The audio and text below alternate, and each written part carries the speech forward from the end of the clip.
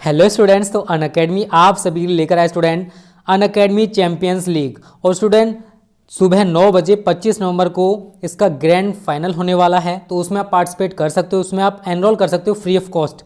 और जो बच्चे स्टूडेंट रैंक 1 पे रहेगा उसके लिए 50,000 रुपये तक का इनाम दिया जाएगा। उसके साथ साथ अनअकैडमी नीट यूजी का 1 year subscription free of cost दिया जाएगा। जो सेकंड पर रहेगा उसके लिए अनअकैडमी नीट यूजी का 1 ईयर सब्सक्रिप्शन, उसके साथ साथ 30,000 रुपये के प्राइजेस। रैंक 3 वाले को 1 ईयर सब्सक्रिप्शन, उसके साथ साथ 30,000 रुपये के प्राइजेज। और जो 4 से लेकर 10 तक रहेंगे स्टूडेंट उनके लिए 25,000 रुपये तक के इनाम और 6 मंथ्स सब्सक्रिप्शन मिलेगा अनअकैडमी नीट यूजी का। तो जो बच्चे इंटरेस्टेड हैं इस वीडियो के डिस्क्रिप्शन में लिंक दे रखी है, वहां पर जाकर फ्री ऑफ कॉस्ट एनरोल कर सकते हो। स्टूडेंट्स, हेलो स्टूडेंट्स, स्वागत है आप सभी का आपके अपने YouTube channel smart study classes पर। तो आप सभी को पता है कि हिंदी कहानियां इस टाइम हम आपको पढ़ा रहे हैं, ठीक है।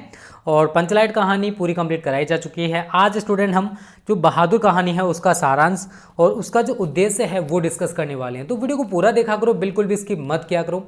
एक बात और, देखो कहानी का मतलब क्या होता है आपको मैं कहानी बताऊंगा। इस कहानी को ऐसा नहीं करना जैसा मैं बोलूँ वैसा ही लिख कर आओ। आपको केवल समझना है कि इस कहानी में क्या कहा गया है, उसी कहानी को आप अपनी बातों में लिख कर आओगे बोर्ड एग्जाम्स में।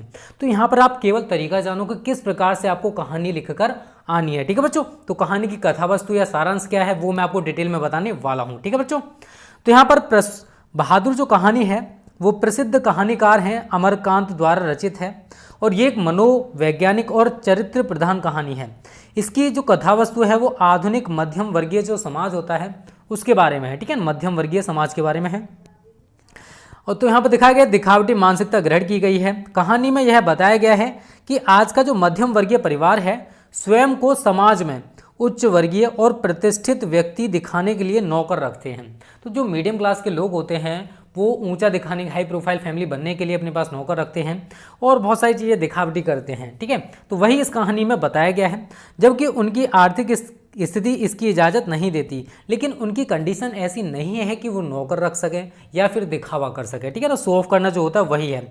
परिवार में नौकर के आ जाने पर नौकरों के प्रति उनका जो व्यवहार है कितना असभ्य और क्रूर हो जाता है कि वह मानवता की सारे हद पार कर दे जाता है। तो देखो उन्होंने नौकर तो रख लिया, लेकिन नौकर को किस प्रकार से बिहेवियर देना चाहिए, उनको किस प्रकार रखना चाहिए, उसमें बहुत ही मतलब कहते हैं ना कहानी में जो नौकर है उसको बहुत ही दुष्ट व्यवहार किया गया उसके साथ, जो कि उचित नहीं है, ठीक है ना।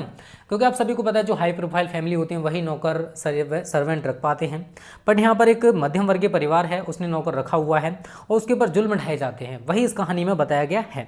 तो आपको ये ना लिखो तो भी कोई दिक्कत नहीं, क्योंकि आपसे उसने पूछा है कथानक या सारांश, ठीक है बच्चों। तो अब यहाँ से आप सही तरह समझना। दिल बहादुर उस लड़के का नाम है जो कि नौकर रखा गया है। एक पहाड़ी नेपाली लड़का है। जो दिल बहादुर है वो क्या है, एक पहाड़ में रहने वाला नेपाली लड़का है, ठीक है ना, जो इस कहानी का कह सकते हैं ना एक्टर या नायक भी है, जो कि कहानी जो है वो इसी के इर्द गिर्द घूमने वाली है। वह एक असहाय बालक है, मतलब उसके जो असहाय का मतलब ये होता है कि उसके माता पिता कोई भी नहीं है, ऐसा कह सकते हैं। उसके पिता की जो युद्ध में मृत्यु हो चुकी थी, उसके जो फादर थे उनकी जो डेथ है वो किस में हुई थी, उनकी जो युद्ध में मृत्यु हो गई थी। उसकी माँ उसे बहुत पीटती थी, इसलिए वह घर से भाग आया। लेकिन देखो उसकी माँ है लेकिन वो उसे बहुत ज़्यादा पीटती थी, जिसकी वजह से वो घर को छोड़कर आ गया था और उसने एक मध्यम वर्गीय परिवार में नौकरी कर ली। उसने क्या, एक मिडिल क्लास फैमिली थी उसमें नौकरी करना स्टार्ट कर दिया, ठीक है। बहादुर बड़े परिश्रम से घर में काम करने लगा। बहादुर जो नौकर है वो बहुत ही ज़्यादा मेहनत के साथ ईमानदारी के साथ काम करने लगा उस मध्यम वर्गीय परिवार में, ठीक है। गृह स्वामिनी है निर्मला जी। निर्मला उसके काम से बहुत खुश थी। निर्मला ने उसका नाम बहादुर रखा। बहादुर की मेहनत के कारण मकान साफ सुथरा रहने लगा और घर में सभी सदस्यों के कपड़े साफ रहने लगे। बहादुर देर रात तक काम करता और सुबह जल्दी उठकर काम में जुट जाता। वह इसी खुशी में रह था और हर समय हंसता रहता था। वह रात को सोते समय पहाड़ी भाषा में कोई गीत गुनगुनाता रहता था। तो देखो जो लड़का है बहादुर बहुत ज़्यादा मेहनती है, रात में देर में सोता है और सुबह जल्दी उठ जाता है। उसी की वजह से जो फैमिली है, पूरा जो मकान है वो अच्छे से रहता है और सभी लोग जितने भी उनके जो कपड़े हैं वो भी साफ़ सुथरे रहते हैं, क्योंकि उन्हें टाइम से धो देता है और जो मकान है उसे भी टाइम से सफाई कर देता है, ठीक है। हंसना और हंसाना मानो उसकी आदत बन गई थी। वह खुद भी हंसता था और लोगों को भी हंसाता था, ठीक है। निर्मला का बड़ा लड़का है किशोर, एक बिगड़ा हुआ लड़का था। वह शान शौकत और रौब दाब से रहने का समर्थक था, मतलब बहुत ही ज़्यादा शो ऑफ करता था और रौब दिखाता था सभी लोगों पे। उसने अपने सारे काम बहादुर को सौंप दिए थे, मतलब वो कोई भी काम नहीं करता था, अगर उसका छोटा सा भी काम है तो उसे बहादुर ही करता था। ठीक है, उसने सारे काम किसको सौंप दिए? बहादुर को।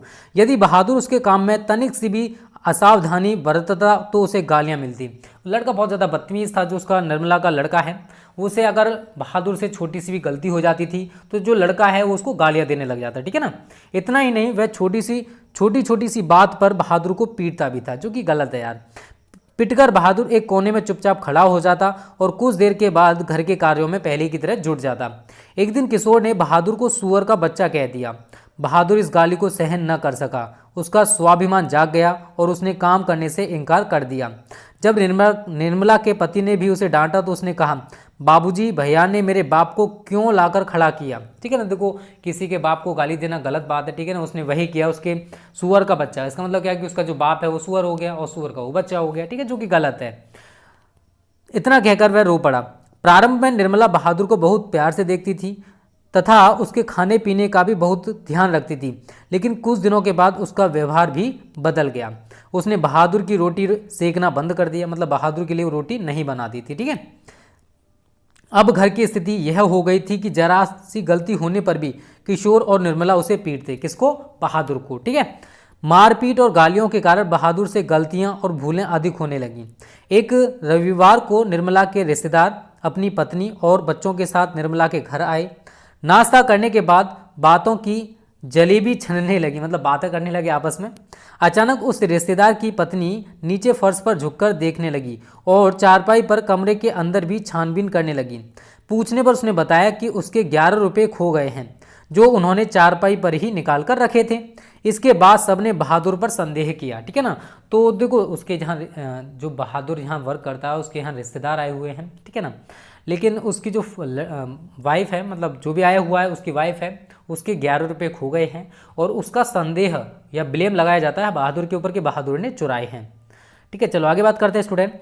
बहादुर से पूछा गया कि उसने उस रुपये उठा लेने से इनकार कर दिया। उसे खूब पीटा भी गया और पुलिस के सुपुर्द, मतलब पुलिस के पास भेजने की धमकी दी गई कि तुम्हें पुलिस के हवाले कर दिया जाएगा। निर्मला ने भी बहादुर को डराया, धमकाया और पीटा। सब सोच रहे थे कि पिटाई के डर से वह अपना अपराध स्वीकार कर लेगा, लेकिन जब उसने रुपए लिए ही नहीं तो वह कैसे कहता कि उसने रुपए उठाए थे। इस घटना के बाद से घर के सभी सदस्य बहादुर को संदेह की दृष्टि से देखने लगे और उसे कुत्ते की तरह दुत्कारने लगे। ठीक है ना। तो 11 रुपये उसने नहीं चुराए थे, लेकिन उसका इल्जाम उसके ऊपर लगाया जा रहा था। जब उसने चोरी नहीं की तो वह उस इल्जाम को कैसे ग्रहण कर सकता, एक्सेप्ट कर सकता था, तो वही उसने किया। लेकिन उसके बाद, इस इंसिडेंट के बाद, घर के जितने भी लोग हैं सभी उसे संदेह की नज़र से देखने लगे कि यह चोर है। ठीक है, चलो आगे बात करते हैं। उस दिन के बाद से बहादुर बहुत ही खिन्न रहने लगे, बहुत ही ज़्यादा उदास रहने लगा, बहुत ही ज़्यादा कहते हैं ना डिस्टर्ब रहने लगा था। और एक दिन दोपहर को अपना बिस्तर, पहनने के कपड़े, जूते आदि सभी सामान छोड़कर घर से चला गया। निर्मला के पति शाम को जब दफ्तर से लौटे तो उन्होंने निर्मला को सिर पर हाथ रखे परेशान देखा। आंगन गंदा पड़ा था, बर्तन बिना मजे पड़े थे और घर का सामान इधर उधर बिखरा पड़ा था। कारण पूछने पर पता चला कि जो बहादुर है अपना सामान छोड़कर घर से चला गया है। निर्मला, उसके पति और किशोर को उसकी ईमानदारी पर विश्वास हो गया था। उन्होंने कहा कि रिश्तेदारों के रुपए भी उसने नहीं चुराए थे। निर्मला, उसका पति और किशोर सभी बहादुर पर किए गए अत्याचारों के लिए पश्चाताप करने लगे। लेकिन रोने से होता क्या है, पश्चाताप करने से होता क्या है, उन्होंने जो भी किया गलत किया। तो इस कहानी में हमें बहुत सीख मिलती है। तो यहाँ पे एक मिडिल क्लास फैमिली है, वो मिडिल क्लास फैमिली जो है एक नौकर रखती है जिसका नाम बहादुर है, लेकिन उस बहादुर की गलतियां न होते हुए भी उस पर गलतियां डाली जाती हैं। जो गलतियां वो नहीं करता वो भी गलतियां उसके ऊपर डाल दी जाती हैं उस फैमिली के द्वारा। ठीक है, तो यहाँ पर हम उसका उद्देश्य जानते हैं कि इस कहानी का उद्देश्य क्या है बच्चों। ठीक है, चलो अब इसका उद्देश्य जान लेते हैं थोड़ा सा। तो यहाँ पर स्टूडेंट बहादुर कहानी का उद्देश्य, तो आप ये 2 कहानियां तैयार कर लो, आपको और कोई कहानी तैयार करने की जरूरत नहीं है। एक पंचलाइट कहानी और दूसरी आपकी बहादुर कहानी। अगर आप ये 2 कहानियां तैयार कर लेते हो तो 5 अंक का आपको इसी में से देखने को मिल जाएगा, टेंशन ना लो। अब आपको ध्रुव यात्रा कहानी तैयार करने की कोई भी जरूरत नहीं है। ठीक है बच्चों, तो देखो इसके उद्देश्य की बात करें तो यह कहानी निम्न एवं मध्यम वर्गीय समाज के मनोविज्ञान का वास्तविक चित्र प्रदर्शित करती है। आधुनिक समाज झूठे प्रदर्शन और शान शौकत में विश्वास करता है, वह बनावटी जिंदगी जीना पसंद करता है। कहानीकार ने निम्न वर्ग के प्रति सहानुभूति रखते हुए मध्यम वर्ग के लोगों की स्थिति की वास्तविकता को समझा है। उसने वर्ग भेद मिटाने को प्रोत्साहन दिया है। कहानीकार का संदेश है कि मानवीय सहानुभूति के आधार पर ही वर्ग भेद की खाई को पाटा जा सकता है। ठीक है बच्चों, तो ये इसका उद्देश्य है। देखो, दो आप सभी को पता है, एक तो बहुत ज़्यादा गरीब लोग होते हैं, दूसरे मिडिल क्लास के होते हैं, दूसरे हाई प्रोफाइल लोग होते हैं। तो यहाँ पर निम्न वर्ग जो है और मध्यम वर्ग, उनके बीच जो अंतर है उसको बताया गया है कि किस प्रकार का अंतर होता है। जो बहादुर है वो निम्न वर्गीय फैमिली से बिलोंग करता है, और जो फैमिली जिसने उस नौकर को रखा है, बहादुर को रखा है, वो मध्यम वर्गीय फैमिली है।